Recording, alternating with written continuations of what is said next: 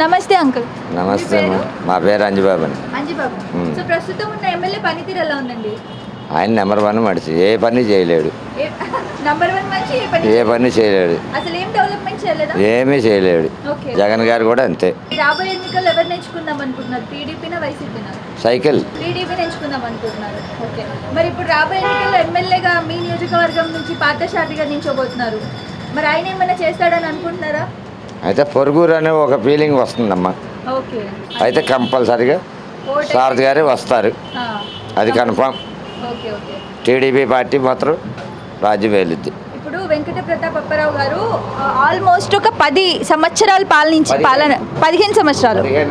మరి ఏమి డెవలప్ చేయకపోతే ఏమి చెప్పలేదా? మీరు అడగలేదా? వాళ్ళు థియేటర్ ముందే గొయ్యి పూడ్చుకోలేని మనుషులు వాళ్ళు. ఓకే. సార్ మా అన్నయ్య గారిని ఒక ఫోటో దీన్ని సో అప్పటి నుంచి అదే పార్టీ.